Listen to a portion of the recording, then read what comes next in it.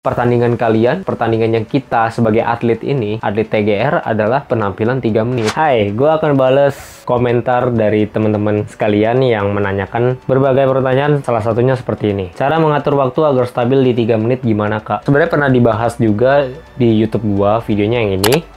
Jadi akan gue jelaskan secara singkat di video ini berdasarkan pengalaman dan sedikit teori. Karena kalau misalkan teorinya dibanyakin akan panjang videonya. Dan satu lagi, tutor nggak habis nafas, habis tangan kosong plus golok bang. Ini sekalian gue bahas ya.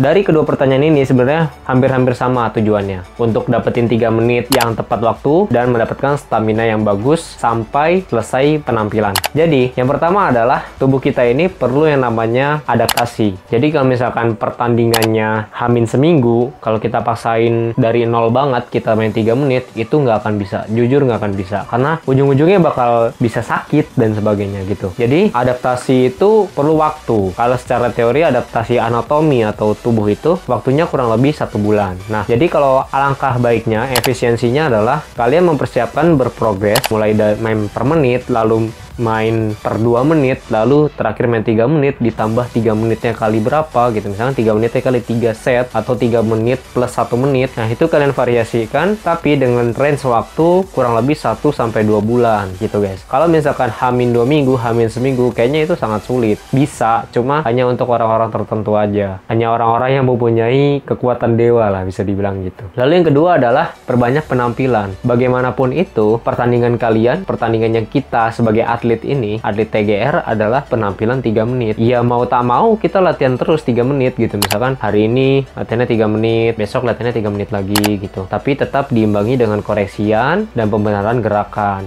Nah, dengan cara itu kalian akan nemu sendiri nih bagaimana cara waktu yang tepat untuk mencapai 3 menit. Kalau misalkan kalian tahu ya, tangan kosong itu kan biasanya 1 menit 20. Lalu di selesai golok ambil toya itu 2 menit 10 dan diakhiri oleh 3 menit gitu ya guys ya. Kurang lebih seperti itu, semoga membantu.